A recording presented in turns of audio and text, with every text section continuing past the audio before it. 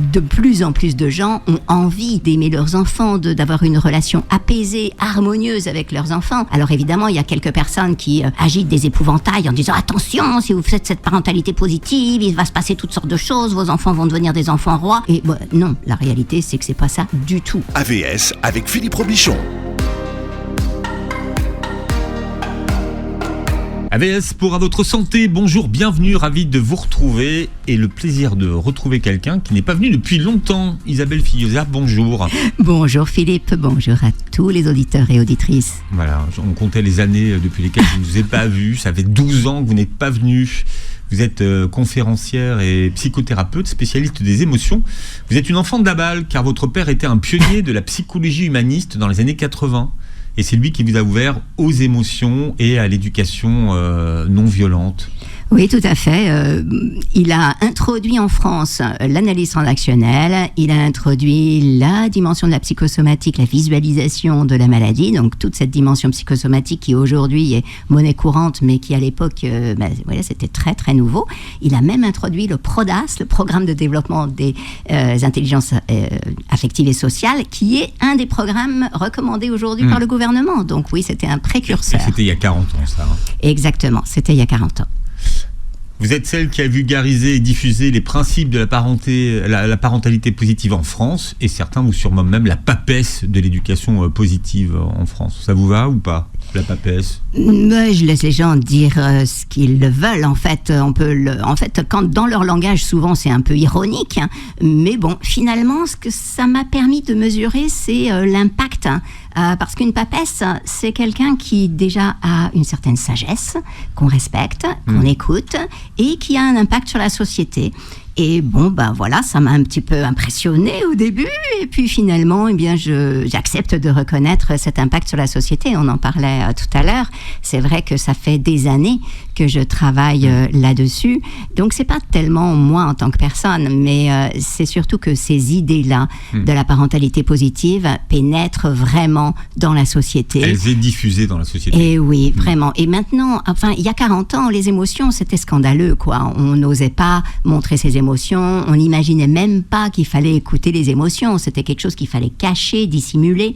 Et puis aujourd'hui, il y a pléthore de livres sur les émotions et on se pose la question de comment faire.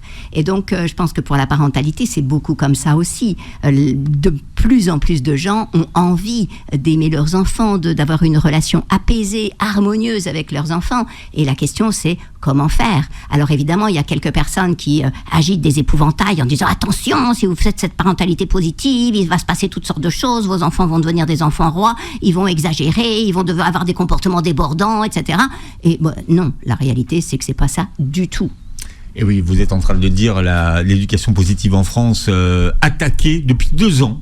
Alors on ne sait pas pourquoi depuis 2 ans, mais subitement, ils sont sortis, alors notamment avec Caroline Goldman, qui a trouvé des échos un petit peu partout et des relais dans la presse. Et vous, pour répondre un petit peu à tous les reproches qu'on fait à la parentalité positive, vous publiez « Éduquer, tout ce qu'il faut savoir » chez Robert Laffont, sous-titré « Ni laxisme, ni violence, les clés de l'éducation positive ». Un livre où vous mettez les points sur les i. Vous expliquez que vous avez été victime de beaucoup de désinformation. Par exemple, qu'est-ce qui n'est pas vrai qu'on dit sur vous ? Sur moi personnellement ? Oui. Alors les petits détails où on dit des choses qui sont pas vraies. Alors déjà on a dit que je n'avais jamais reçu de clientèle, donc ça c'est profondément faux. J'ai reçu beaucoup de gens et j'avais un cabinet pendant plusieurs années. Vous avez accompagné combien de parents à peu près, vous savez ? De parents, je ne sais pas parce qu'en fait ça dépasse la possibilité de calculer. C'est surtout les clients en psychothérapie qui le disent que je n'ai pas eu. C'est pas forcément parce que je me suis intéressée plus tardivement à la parentalité. Et je pense que directement, j'ai dû j'en sais rien, j'ai pas calculé, mais plusieurs centaines, je pense. Et c'est pas ça, en fait, c'est surtout ce dénigrement sur le fait que je ferais beaucoup d'argent. J'ai écrit 50 livres, je travaille, et ces livres, ils sont souvent en poche, et du coup, je gagne pas énormément sur chaque livre. Et c'est sur 50 ans aussi, ça fait 50 ans que je travaille. On vous accuse d'avoir du succès, c'est ça? Mais on m'a même accusé, Philippe, d'avoir refusé la chimiothérapie pour mon mari.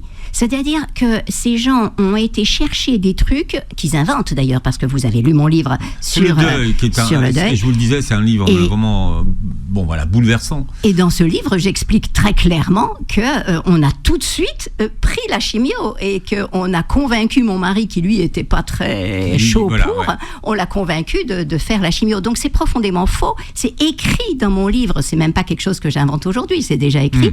Mais ils ont été chercher des choses. En fait, il y a eu tout un espèce de dénigrement. Quand on ne peut pas vraiment attaquer les idées, on attaque les personnes pour pouvoir dévaloriser leurs idées. Mais donc, c'est pour ça. Ça a été tenté et vous avez raison. C'est plus sur moi que les accusations ont porté dans un premier temps plutôt que sur les idées, parce que les idées, elles sont difficilement attaquables. Alors, c'était en quelle année ? En 2011, vous avez défini une définition de ce que c'est que la parentalité positive. Mais c'est pas moi qui ai vraiment défini cette parentalité. Vous étiez un groupe. Alors oui, on a fait effectivement, en fait on s'est dit à ce moment-là, à cette époque, que ce serait utile, on était très peu, la psychanalyse dominait complètement le champ de la psychologie à cette époque-là, et on était un petit noyau de personnes qui cherchaient à sortir la France de cet obscurantisme et à dire, voilà, on propose autre chose, et si on est ensemble, eh bien peut-être ça va marcher un petit peu mieux, plus facilement. Et donc on s'est reliés pour pouvoir vraiment asseoir ce qu'est la parentalité positive. Mais positive parenting, la parentalité positive, en fait le parentage positif, c'est un terme qu'on trouve dans la science aux États-Unis depuis, dans le monde anglo-saxon. C'est pas nouveau. Ce qu'il faut comprendre, c'est que c'est pas une mode et ça n'a rien de nouveau. C'est ça. C'est pas une mode, ça n'a rien de nouveau. Et finalement, ce sont des psychanalystes qui l'ont inventé à la base, puisque ce sont des gens qui ont quitté Freud, puisque Freud avait pris une tangente légèrement selon Freud, le trauma n'était rien, et ce qui était problématique, c'est le fantasme de quelqu'un, parce que, il a construit cette idée de l'Oedipe, il a effacé l'idée qu'un traumatisme, et notamment un traumatisme sexuel, puisse avoir un quelconque impact sur l'avenir de quelqu'un. Donc aujourd'hui, on sait que Freud avait tort, mais à l'époque, c'était pas ça. Mais il y a quelques détracteurs qui sont partis. Ferenczi, Adler ont quitté Freud. Donc et ont ce dit, sont les pères fondateurs. Et ce sont eux qui sont les pères fondateurs de tout ce mouvement-là. Plus aux États-Unis, tout ce travail très scientifique, en fait, les gens ont commencé à se poser des questions. Et ils ont développé une autre façon de faire la psychologie, complètement sortie de la psychanalyse. Et du coup, ça a produit... Voilà. Donc, positive parenting, c'est dans la science, et du coup, ça a inondé un peu toute la culture anglo-saxonne, et le Conseil de l'Europe, en voyant la quantité de violence qu'il y avait dans les pays européens, a dit... Donc, il a édicté toute une convention en disant vraiment c'est nécessaire de développer, ça ne suffit pas de lutter contre la violence, il faut développer des programmes de parentalité positive. Et donc, c'est eux qui ont les premiers introduit ce terme de parentalité positive. Alors, vous le définissez par ce que c'est ou parce que ça n'est pas ? Alors, c'est vrai que souvent, ça se définit par ce que ça n'est pas, c'est-à-dire ça n'est pas de la violence. C'est ce qui n'est pas violent, mais je le définis davantage par ce que c'est, c'est-à-dire une attention aux besoins de l'enfant et du parent. Et quand on remplit les besoins, ça permet un développement optimal. En fait, la parentalité positive, c'est celle qui va favoriser le développement optimal de l'enfant. C'est pour ça que c'est difficile de s'y opposer, finalement. Alors, vous l'expliquez dans votre livre, c'est pas un catalogue de trucs et astuces positifs pour obtenir que les enfants obéissent. C'est ça. Parce que quelquefois, c'est un peu comme ça que certains le... C'est pas un remède miracle, c'est pas...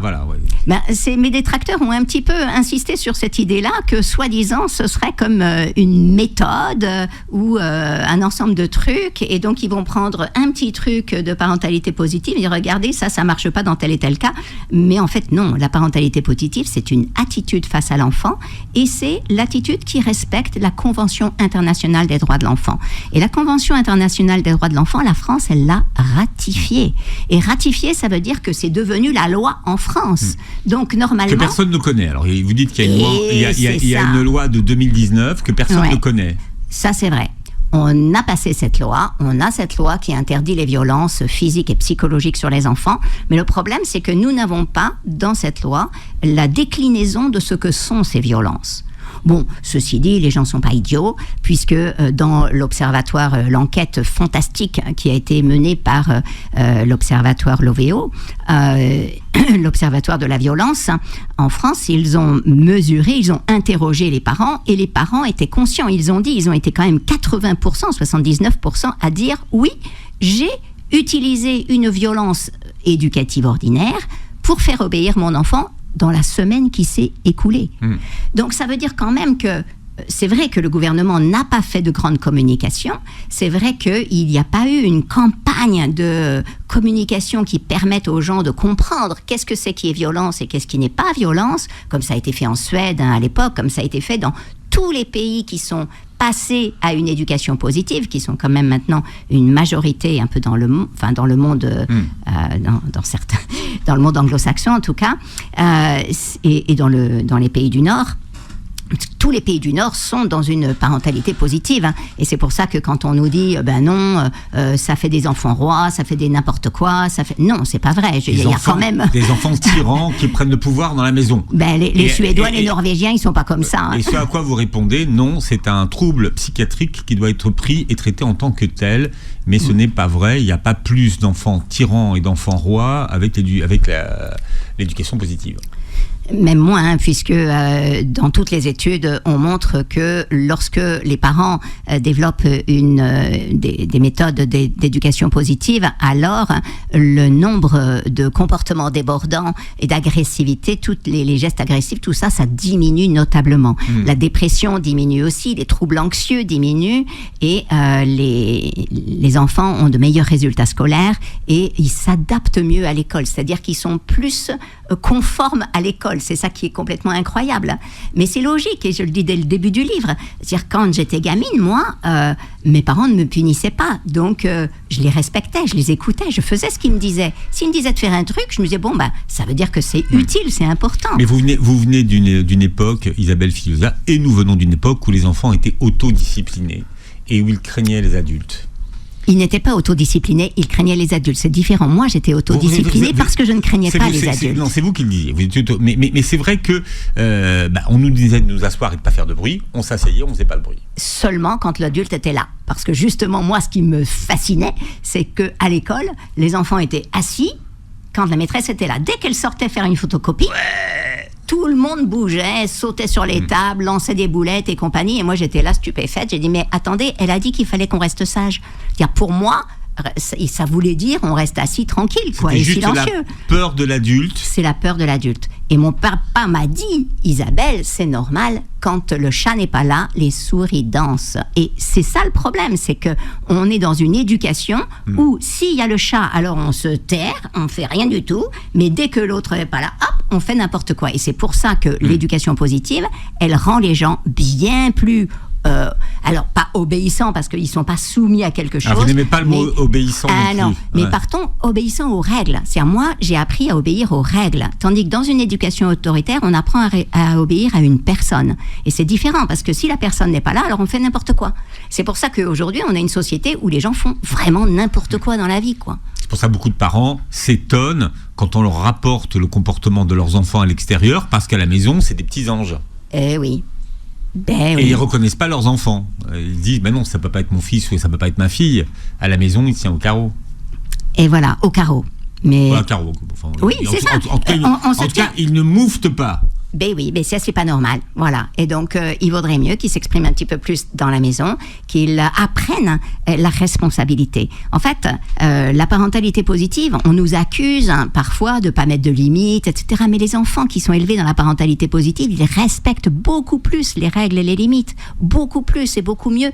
Et ils le respectent parce qu'il est nécessaire de les respecter. Ils les respectent parce qu'ils comprennent pourquoi il faut les respecter. Et ils ne sont pas dans cette haine, dans ce combat, dans ce conflit systématique avec l'adulte où il faut ne pas respecter pour être valorisé. Isabelle Filiosa, notre invitée. Je rappelle que vous publiez, Isabelle, alors attendez, on va le montrer à la caméra puisque l'émission est filmée, éduquer, tout ce qu'il faut savoir. C'est chez Robert Laffont. Et là, vous revenez un petit peu sur voilà, elle est là, la caméra. Vous revenez un petit peu sur tout le débat qui s'agite depuis 2 ans, notamment l'éducation positive accusée de laxisme, de violence, enfin bref. Vous rétablissez votre vérité, alors vous expliquez, vraiment, mais vous prenez le temps. Dans ce livre de plus de 300 pages, un petit peu d'expliquer les tenants et les aboutissants de ce que c'est que l'éducation positive. Mais j'ai été tellement effarée des bêtises qui étaient dites, des exagérations, des simplifications. Je me suis dit, mais c'est pas possible, on ne peut pas continuer à laisser dire ça. Il faut pas que les gens se mettent à croire ces mensonges, en fait. Et donc, c'est pour ça que c'était important pour moi, et d'argumenter. C'est-à-dire que au début, je me suis dit, je vais un petit livre qui va juste répondre. Mais en fait, répondre, comme beaucoup de choses ont été déconstruites, je pense que c'est quand même la tendance un peu générale, l'autoritarisme. Et pour un Français, c'est normal de vouloir faire obéir un enfant, de le dominer et de penser que l'enfant va forcément chercher à faire à sa propre idée, il va forcément déborder, il va forcément chercher... voilà. Donc, on est dans un regard négatif. Donc, quand quelqu'un vous conforte dans ce regard-là et vous donne une solution simplissime, voilà, tu l'envoies dans ta chambre et c'est fini, eh bien, on se dit, oui, pourquoi pas ? Et le problème, c'est que ce qui est dit sur la parentalité positive, les gens finissent par peut-être y croire parfois et se dire, mais oui, positif, ça veut dire qu'il faudrait être tout le temps le sourire, il faudrait être tout le temps tranquille, tout le temps calme. Donc, c'est pas possible, je peux pas laisser dire tout ça. Ne pas brimer ses enfants et dire toujours oui. C'est ça que ça voudrait dire. Voilà, on raconte des choses comme ça et c'est profondément faux, puisque justement, la parentalité positive, c'est 0 tolérance. C'est lorsqu'il y a un comportement débordant, j'interviens tout de suite, je m'interpose pour chercher à comprendre et à aider l'enfant. Et l'idée, c'est non pas de systématiquement punir, parce qu'on sait que ça ne marche pas, la punition, ça marche sur le moment. Comment on sait que ça ne marche pas ? Comment on sait ? On le sait, il suffit de voir qu'il faut recommencer. C'est-à-dire que sans arrêt, on doit punir et punir de plus en plus et punir de plus en plus. Et ça, en fait, il faut que vous arriviez à des punitions très fortes pour soumettre l'enfant. Mais après, vous avez un enfant soumis. Vous n'avez pas un enfant qui se développe. Vous expliquez qu'un enfant qui a été puni, c'est un enfant qui a payé sa dette. Voilà. Donc, qui estime qu'il a payé sa dette sur la bêtise qu'il a faite et donc qui peut recommencer. Ouais. Pourquoi pas ? Ouais. Tandis qu'un enfant, quand on va, il déborde. Et donc, on se dit, tiens, il y a un souci. Est-ce qu'il y a un souci dans son cœur ? Quelque chose avec lequel il se débat et il est sous stress. Et du coup, on joue notre rôle de parent. On va l'aider à réguler son stress, à apprendre ce qu'il a besoin d'apprendre. Peut-être c'est une compétence qu'il ne connaît pas. Je veux dire, s'il a 3 ans et qu'il veut monter sur la balançoire, il va ou descendre sur le toboggan, bref, il va mordre un autre gamin. J'adore parce que c'est l'exemple que vous prenez toujours. L'histoire de la balançoire. Bon, alors comment on explique à un enfant qu'il faut qu'il attende son tour pour monter sur la balançoire ? Eh bien, on ne lui explique pas qu'il faut le faire. C'est le « il faut » qui est embêtant. On lui explique comment le faire. Parce que c'est ça le souci, c'est qu'on ne dit jamais à l'enfant comment faire. Du coup, il n'a pas la compétence. Et comme il n'a que 3 ans, il n'a pas encore les capacités inhibitrices qui lui permettent d'attendre. Donc, on va lui dire, là, pour l'instant, c'est le tour de Daphné sur la balançoire. Ton tour, c'est bientôt. Qu'est-ce que tu peux faire pour attendre ton tour ? S'il est assez grand, 4-5 ans, il va réfléchir lui-même. Il va dire, je peux chanter 3 chansons, je peux aller courir, etc., jusqu'à la porte du square et revenir. Bref, il va donner des idées. S'il est tout petit, c'est moi qui vais lui donner des idées, mais je lui donne 3 idées. Et je dis, est-ce que tu veux jouer avec moi à autre chose pendant ce temps-là ? Est-ce que tu veux courir ? Est-ce que tu veux chanter une chanson ? Et du coup, voilà, ça se passe. On donne une compétence. Et vous expliquez dans votre livre que finalement, un enfant, ça n'a pas la conception du temps. C'est-à-dire que si vous lui dites balançoire, lui, il va penser balançoire tout de suite. C'est clair. S'il a 2 ans, en tout cas, c'est ça. Jusqu'à 3 ans, 2-3 ans. Jusqu'à 3 ans, c'est ça. Il est dans l'instant. Et du coup, il n'a pas encore cette capacité de se repérer dans l'espace, dans le temps, etc. Et c'est dans 10 minutes est un concept tout à fait abstrait. Tandis que dans 3 chansons, ça, c'est clair. Vous parlez du baromètre des violences éducatives qui a publié une enquête en 2022 et dans l'enquête, 70% des parents interrogés pensent qu'il est difficile, voire impossible d'élever un enfant sans le punir ou lui crier dessus. Donc premier chiffre. Deuxième chiffre, 77% de ces mêmes parents interrogés disent qu'il est inacceptable d'être violent. Alors comment on fait avec ces deux résultats qui sont complètement incompatibles ? Et voilà. Et c'est là que je me dis qu'il y a une possibilité d'aider les gens, mais ça montre combien nous avons absolument besoin de ce que le Conseil de l'Europe conseillait, des programmes de développement des compétences parentales, parce que c'est difficile. On a été, nous, élevés dans une dynamique autoritaire. On a été soumis à cette autorité. Et du coup, ce qui nous vient, c'est automatiquement punition. Et on ne sait pas faire autrement. Et on se dit, mais si je punis pas, je fais quoi ? On est complètement démunis. Donc, on a besoin d'idées, on a besoin de comprendre ce qui se passe, on a besoin d'informations. Dans les pays nordiques, ils ne sont pas non plus nés avec des compétences parentales. Ils ont des programmes, ils ont des groupes qui leur permettent de s'approprier des concepts. On a besoin de comprendre le développement de l'enfant. Si j'ai écrit tous ces livres qui montrent un peu qu'est-ce qui se passe à tel âge, qu'est-ce qui se passe à tel âge, ça ouvre des horizons aux gens. Parce que, ah bon, un enfant de moins de 3 ans, il n'a pas la capacité de s'empêcher de faire quelque chose s'il le désire. Ah bon ? Et donc, on comprend son enfant. Et du coup, c'est complètement différent. Mais ce décalage entre j'ai pas envie, c'est inacceptable d'infliger une violence, mais on peut pas faire autrement, eh bien voilà, c'est là que les pouvoirs publics ont une responsabilité.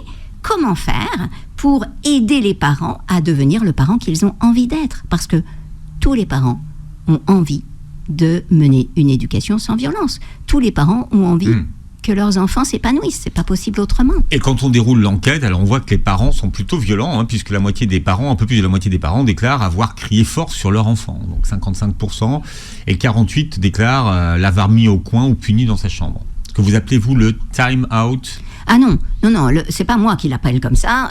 Vous développez, vous prenez l'expression totale. Oui, et surtout, time out, c'est normalement, c'est un mot qui est réservé, c'est pas du tout une punition. C'est time out of reinforcement, donc c'est un temps en dehors de tout renforcement. Donc là, je vous regarde, je vous souris, et donc on est dans le cadre ça n'existe le time out que dans le cadre d'un programme général de gratification, de récompense, etc. Donc, c'est pas le temps dehors, alors ? Non. C'est vraiment... on est dans le cadre d'un programme d'apprentissage sur un comportement donné, et là, je vous souris, et tout d'un coup, time out, c'est-à-dire j'arrête de donner ces gratifications. Donc, effectivement, ça donne l'information, donc ça punit, entre guillemets, mais juste ça va avoir comme effet, comme impact, de diminuer l'occurrence du comportement que je veux faire s'éteindre. Mais c'est vraiment une technique très spécifique des thérapies comportementalistes, et ça n'est pas du tout envoyer un enfant dans sa chambre pour la moindre chose. Alors 46% l'ont privé de quelque chose, 23% ont donné une fessée, 15% une gifle, et 18% déclarent avoir traité leur enfant de bon à rien, de méchant ou d'imbécile. Et 20% l'ont bousculé, tiré par le bras ou poussé. C'est ça fait mal quand même, ces statistiques. C'est douloureux d'imaginer à quel point les enfants souffrent, mais aussi les parents. Parce qu'un parent qui commet de telles violences, qui se montre, il n'a pas l'intention d'être violent. Je pense qu'il n'arrive simplement pas à se retenir de faire ça, et il sait que c'est pas bon maintenant. Avant, on savait pas. On croyait, c'était ce que nous disaient nos parents, on était dans ce monde-là. Bon, il y a quelques personnes qui continuent à revendiquer, notamment ceux qui s'expriment dans les médias, continuent à revendiquer une certaine forme d'autorité. Voilà. Forme d'autorité, mais c'est le contraire. C'est de l'autoritarisme, ça n'est pas de l'autorité. Parce qu'en fait, chaque fois qu'on se montre autoritaire, on perd de l'autorité. J'ai tout un chapitre dans le bouquin sur l'autorité, parce que la véritable autorité, elle est nécessaire, elle est utile, elle est fondamentale. Et en fait, dès que nous punissons un enfant, nous perdons de l'autorité. C'est ça qu'on ne réalise pas. Parce que ça montre notre impuissance, en fait. Chaque fois qu'on punit un enfant, on est en train de dire « je ne sais pas comment t'aider ». Et donc, j'y arrive pas. En fait, c'est un aveu d'impuissance de punir. Ça n'est pas efficace sur le long terme. Ce qui est efficace sur le long terme, c'est de doter l'enfant de compétences émotionnelles, sociales, de capacités de résolution de problèmes. C'est l'aider face à la situation qu'il rencontre. Vous expliquez ce qui se passe quand un enfant, alors, ou soit puni, ou soit frappé, ou insulté. Vous parlez des psychotraumas. Et ces traumas, eh bien, ils réapparaissent à l'âge adulte et ils ont une influence sur le parent qu'on devient. Oui, on mesure aujourd'hui, on a fait des IRM fonctionnels et grâce à ça, on mesure à quel point le psychotrauma impacte notre cerveau. Et c'est vrai que quand on a des zones entières de notre cerveau qui ont été abîmées, altérées, que nos circuits cérébraux ne nous permettent plus d'être tempérés, d'être tranquilles, d'être calmes. En fait, quand un enfant pleure, par exemple, nous sommes naturellement équipés pour aller vers lui et prendre soin de lui. Sauf si nous avons été traumatisés enfants. Parce que si nous avons subi, enfant, des coups, des insultes, des cris, etc., et nous avons, en fait, notre amygdale, ce petit noyau qui déclenche le circuit de stress, il a été suractivé.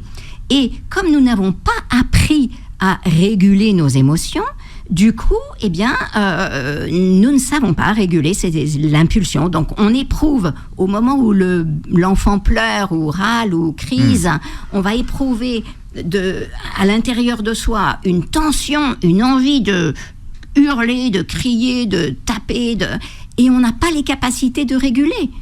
Et c'est pour ça que le plus important, c'est de muscler les capacités de régulation émotionnelle. La régulation émotionnelle, c'est ce qui nous permet de gérer ses émotions, quoi. Quand on sent ce qui monte à l'intérieur et on est capable de calmer, de tranquilliser. C'est pour ça que quand notre enfant est super en colère ou vit une crise de stress, notre job, c'est de co-réguler son émotion. C'est-à-dire, on s'approche de l'enfant et on va l'accompagner, lui donner de la sécurité, mettre des mots. Et quand on apporte de la sécurité à un enfant qui est en pleine crise émotionnelle, eh bien, se relie dans son cerveau la zone de stress qui déclenche la crise et la zone préfrontale qui donne la sécurité, qui calme le jeu, ce qui fait qu'on construit littéralement, Philippe, on construit dans le cerveau des réseaux de neurones qui vont permettre d'apprendre à réguler et qui seront disponibles dans le futur quand on sera adulte. Autre casquette, quand vous avez 24 ans, vous êtes devenue enseignante au Conservatoire national des arts et métiers sur cette question de la régulation du stress, notamment dans la prise de parole. Et vous expliquez aux parents que quand nous crions, tempêtons, voire frappons nos enfants, ce sont des réactions de stress. Et c'est pas qu'on est un mauvais parent, c'est finalement, c'est du stress. Oui. Donc, ce qui voudrait dire que un des premiers apprentissages, c'est d'apprendre à gérer ce stress-là. Tout à fait. Et pareil pour l'enfant, finalement. Tout à fait, pour tout le monde. Et c'est pour ça que apprendre les compétences émotionnelles et sociales et le développement des compétences émotionnelles et sociales. Je suis contente que là, Gabriel Attal ait proposé ça dans l'éducation nationale. C'est absolument nécessaire. C'est la façon de diminuer le harcèlement scolaire. Il avait un groupe de travail. J'imagine, mais enfin... Vous ne faisiez pas partie de ce groupe-là ? Non, je ne faisais pas partie de ce groupe. Vous avez fait partie des 1000 jours, c'est pour ça. Oui, j'étais vers les plus petits. Donc vous ne pouvez pas faire partie du groupe d'après, c'est pour ça. Non, mais c'est vrai qu'ils sont emparés du sujet. Ouais, oui. Ouais. Et au niveau scientifique, c'est là qu'on voit le plus fort, les preuves les plus évidentes. Il y a des preuves qui ne feraient pas lire de jalousie tous les autres scientifiques. Parce que lorsque on développe les capacités émotionnelles et sociales, tout se passe mieux. Il y a au niveau physique, ça va mieux. Au niveau du travail, ça améliore tout dans notre vie. Et ça permet de contrebalancer le trauma. C'est-à-dire que même quand on a subi du trauma, eh bien, le fait d'avoir à l'école des compétences émotionnelles et sociales, ça va nous aider à mieux à digérer les choses. Parce qu'en fait, le traumatisme, c'est ce qui se passe à l'intérieur de moi face à ce qui m'arrive. Et donc, si je change ma façon de gérer les choses, eh bien, du coup, ce qui se passe à l'extérieur va m'impacter un peu moins. Isabelle Figliosa est notre invitée jusqu'à 13h. Vous expliquez que quand des parents explosent de colère contre leur enfant, ce n'est pas parce que ce dernier s'est mal comporté, mais que la colère était déjà présente en eux depuis longtemps. C'est ça qu'il vous faut comprendre.